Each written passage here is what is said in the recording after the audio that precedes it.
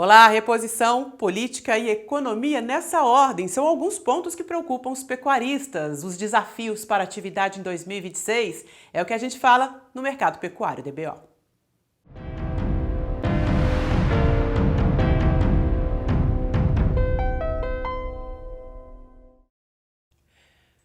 E um grupo de lideranças do setor pecuário nos Estados Unidos, indignado com a concorrência, tem feito uma mobilização nas redes sociais pedindo reforma na inspeção de carne bovina. Eles alegam que a carne importada não é inspecionada quando chega aos Estados Unidos. E quando ela é usada na composição de alimentos processados e ultraprocessados, ganha o rótulo de produto norte-americano, ou seja, a indústria não deixa claro que a matéria-prima é importada. Nessa campanha, eles alegam que a carne importada prejudica os pecuaristas locais e engana os consumidores.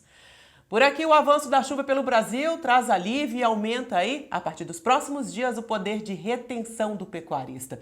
Segunda quinzena do mês, estoques praticamente esformados para o final do ano e com escalas bastante confortáveis, são poucos negócios registrados no balcão e parte das indústrias também planeja fazer um recesso aí nos próximos dias. Como é que isso está refletindo no preço da arroba? Sobre esses e outros assuntos, a gente conversa hoje com o Iberville Neto, HN Agro e também colunista do portal DBO, que colocou essa semana um artigo super interessante de umas visitas que ele fez no norte do Brasil. Os resultados dessa pesquisa a gente vai comentar aqui ao longo do programa. Mas, primeiramente, Iberville, muito obrigada pela presença. E eu gostaria de falar desse momento aí do mercado físico, né? Segunda quinzena praticamente, reta final do ano. Muita gente já em recesso, muitas empresas. O que a gente pode falar em relação aos preços da arroba nesse momento? Olá, Juliana. Olá a todos. Juliana, agora a gente está naquele momento típico que o mercado dá uma parada, né? Os frigoríficos, eles em geral estão com escalas alongadas, salvo uma exceção ou outra. E essas programações, elas já contam com esses recessos, esses pulos de escala que nós teremos nas próximas semanas. Algumas vezes até uma suspensão temporária de abate, ou férias coletivas, que o pessoal chama. Então, isso tudo já está nessas escalas, mas, por outro lado, acaba dando essa tranquilidade para a indústria no momento atual. Então, a gente tem um cenário agora de mercado mais parado. Daqui para frente também tem outra característica, que é a diminuição das vendas por parte do produtor. Então, a gente costuma sempre observar no final do ano esse alongamento das escalas. Só que, por outro lado, na segunda quinzena, naquela reta final, o pecuarista também sai da jogada. Então, isso diminui as negociações e acaba gastando um pouco dessa programação que estava mais alongada. Então, janeiro, apesar desse cenário mais tranquilo de negócios em dezembro, janeiro costuma voltar com os frigoríficos precisando negociar. Não, geralmente em janeiro a gente não começa com o mercado em alta forte, porque o consumo doméstico ele é mais fraco no começo do ano. Mas, por outro lado, os frigoríficos normalmente utilizam essas programações que dão uma alongada no começo de dezembro, eles vão gastando ela na segunda quinzena, porque o pecuarista vende pouco. E aí, normalmente, janeiro começa um pouco mais equilibrado do que nós poderíamos esperar, considerando que o consumo doméstico é fraco. E aí, do lado das exportações, elas vêm muito bem.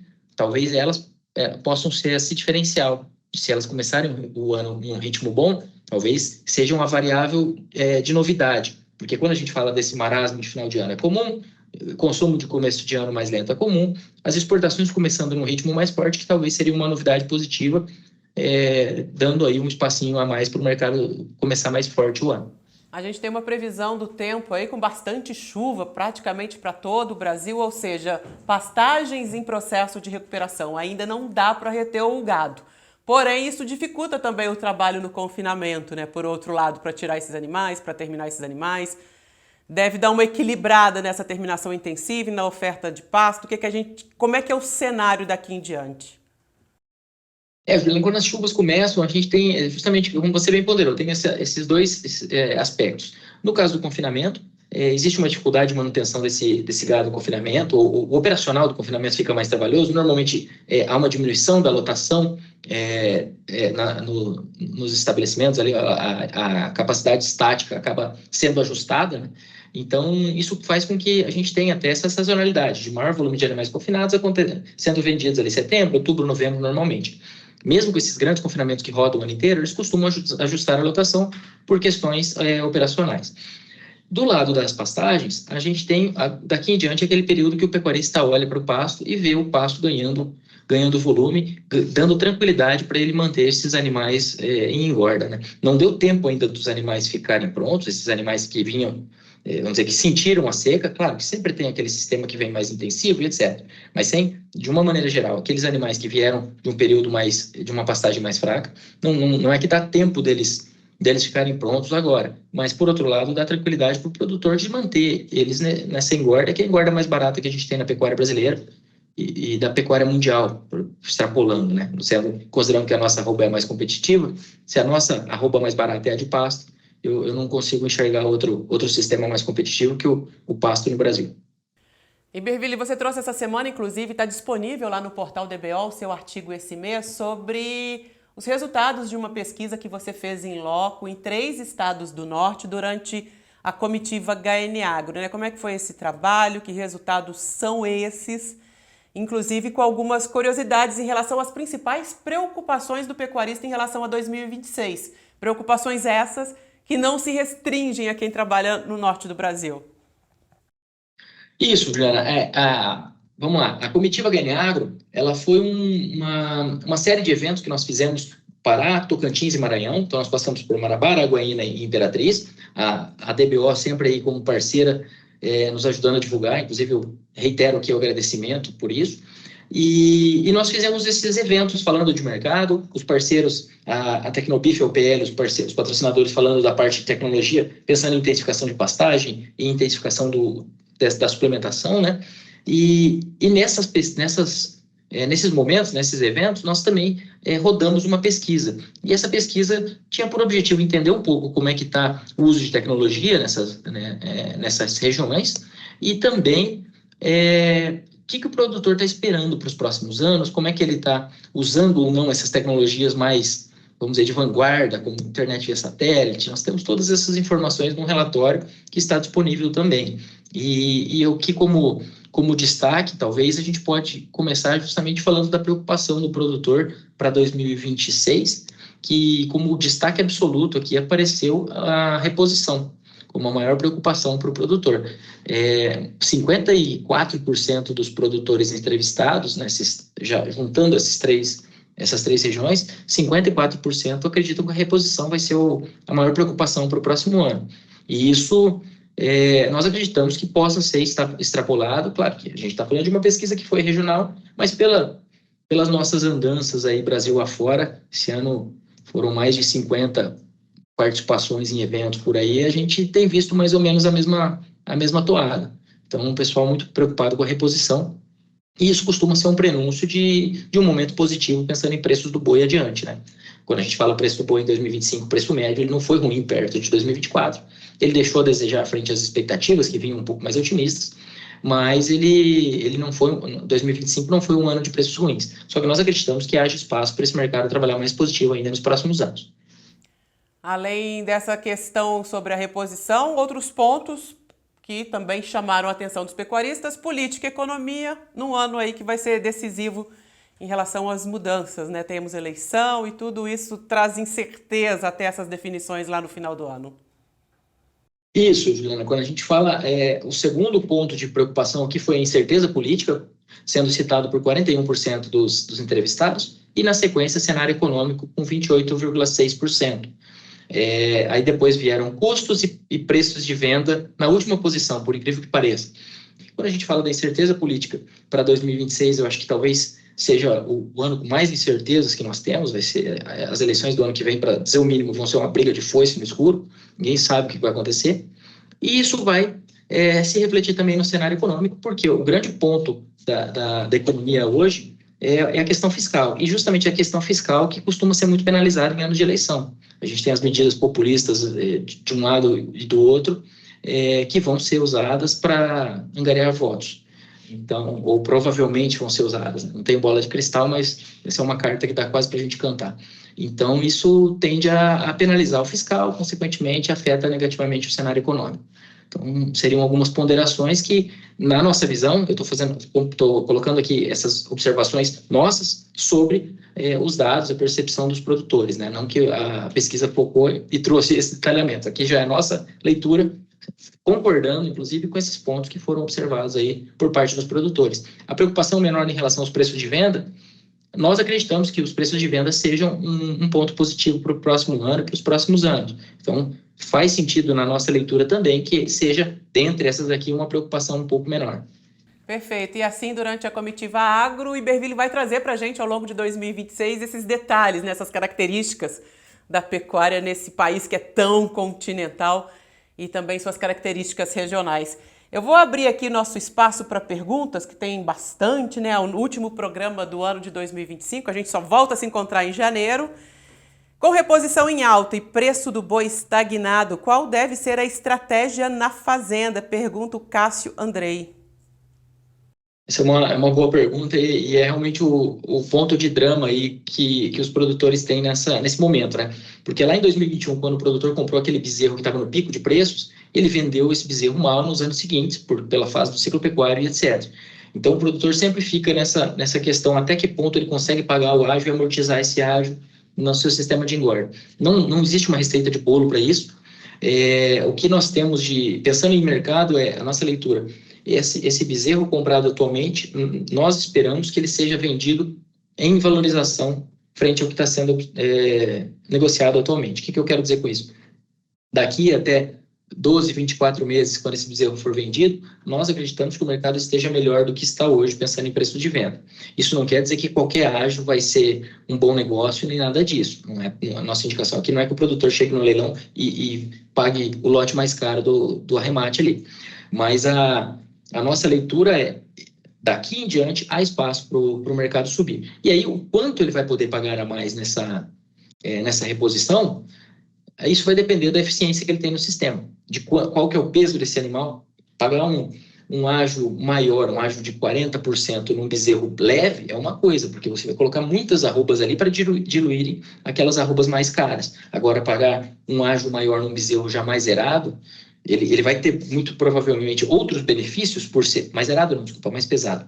Ele vai ter outros benefícios por questões genéticas e etc., mas por outro lado, você já está comprando mais arrobas caras dentro daquelas 18, 20, 22 arrobas que serão vendidas. E isso deixa menos espaço para essa diluição. Qual que é o meu custo de engorda? O meu nível de suplementação, que vai definir, por sua vez, a minha arroba engordada. Então, tudo isso, não existe uma receita de bolo. Mas, em linhas gerais, pensando no foco mercado, a nossa leitura é que o bezerro comprado agora, ele ainda tem tempo para ser bem vendido. Nós não acreditamos que nós estejamos naquele pico de preços que o bezerro comprado agora vai ser uma bomba dentro da fazenda do ponto de vista de resultado. Mas, sempre avaliando e sempre, obviamente, buscando a melhor compra possível frente aos preços de venda e travando, sempre que possível, as possibilidades que podem aparecer no mercado futuro. Existe chance real da arroba passar dos R$350 já no primeiro semestre de 2026? Por enquanto, todos os contratos do mercado futuro apontam para os contratos abaixo de 330. A nossa leitura, a nossa expectativa é que 350 ele tá muito perto. A gente está falando de R$30 por arroba, numa arroba que está em 320, 325.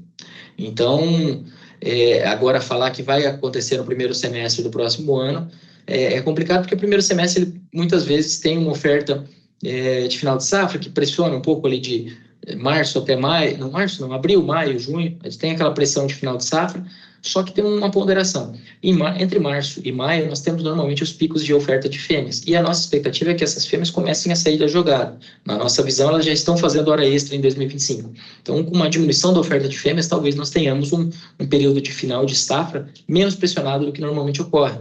E isso pode dar uma ajuda para esse cenário. 350 em 2026 não nos parece nem um pouco fora de um horizonte razoável. Talvez no segundo semestre, mas eu não...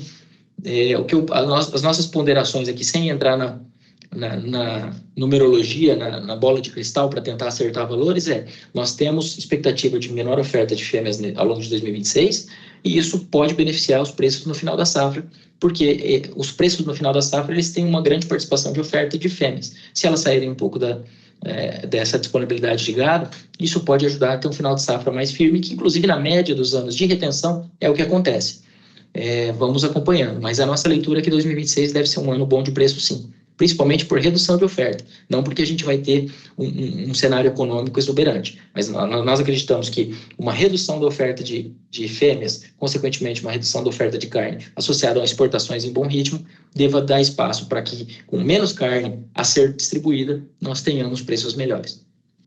Se a China reduzir as compras em 2026, o Brasil consegue redirecionar essa carne para outros mercados? Falando em exportação? O se é complicado, né? Mas se a China diminuir as compras e o Japão abrir o mercado, por exemplo, aí a gente tem 2 se's, né? Então é difícil de falar com um se sem isolando os outros. Nós temos Coreia do Sul, Japão, diversos outros mercados que podem ser abertos. A expectativa do USDA hoje é redução de 1,7% nas compras da China em 2026 na comparação com 2025. Um relatório que saiu agora, foi agora nessa primeira quinzena de dezembro, inclusive. Eles atrasaram um pouco, esse relatório normalmente sai em outubro, saiu agora no começo de dezembro. A gente está falando de projeção de 1,7% de redução das compras da China na comparação com 2025. Ou seja, é um ritmo muito forte, é o segundo maior volume importado da história, e nós temos outra variável também quando a gente fala de China. A gente tem o ganho de peso do Brasil no mercado chinês. Então, o Brasil tem... a China nunca comprou tanta carne do Brasil como comprou em 2025. E isso mesmo em um cenário de queda de outras origens. E no Brasil, do Brasil ela tem comprado recordes. Nós temos os Estados Unidos que tiraram as taxações, ou seja, a carne para os Estados Unidos deve estar sendo enviada agora em grande volume. Isso deve refletir em bons números agora para dezembro também. Eu diria que 1,7% de redução para a China, se a queda para o Brasil for a mesma que o USDA está projetando para o mundo, ela consegue sim ser suprida. Agora, se a China parasse de comprar ou diminuir de maneira abrupta, pensando em salvaguardas, alguma coisa assim, aí sim nós teríamos um impacto maior. Mas a China também não tem de onde manter o preço da carne competitivo, ou segurar o preço da carne sem importação. Eles são grandes importadores. Só como uma referência, a gente está falando aqui de projeção do USDA para 2025 de 3,8 milhões de toneladas equivalente à carcaça de carne bovina importada pela China.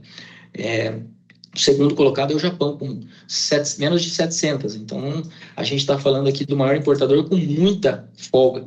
E isso, eles, por um lado, eles querem colocar essas salvaguardas, ou ficam com essa história, entre aspas, história, né, mas com essa questão de salvaguardas, para defender a indústria local, para fazer vamos dizer, uma média, entre aspas, com o sistema produtivo do país. Só que, por outro lado, tem todo o mercado consumidor que não está disposto a pagar mais caro pela carne. Então, eles não têm essa bala na agulha toda para simplesmente pararem de comprar a carne do Brasil. É claro que é um motivo de preocupação, é algo que a gente tem que acompanhar, sim, mas eles não estão com a faca e o queijo na mão, como parece quando a gente fala de salvaguardas. Colocar salvaguardas é importar a inflação. Iberville, te agradeço imensamente a presença aqui no Mercado Pecuário DBO e convido a todos a conferirem o seu artigo lá, trazendo mais detalhes dessa pesquisa feita no Norte. E ao longo de 2026 você vai viajar bastante para trazer mais dados para a gente, né? Obrigado, Juliana. Obrigado pela parceria. Contem com a gente e vamos acompanhando como que esse mercado evolui. Aproveito para deixar aqui nossos votos de Feliz Natal e um ano novo abençoado para todos nós aí, que o Brasil siga dentro da melhor forma possível nesse ambiente turbulento que a gente deve ter no próximo ano. Obrigada, Iberville. Até o ano que vem. E até o ano que vem para você também. A gente vai fazer uma pausa aqui nesse finalzinho de 2025 e voltamos da segunda quinzena de janeiro. E claro, você continua acompanhando pelo portal DBO as principais notícias do setor, inclusive as análises, as cotações do mercado. Tem dúvidas? Mande no nosso Instagram, @portal_DBO. Eu desejo para você uma ótima passagem de ano, muita saúde, muita paz. Muito obrigada pela companhia ao longo de 2025 e a gente se vê. Tchau!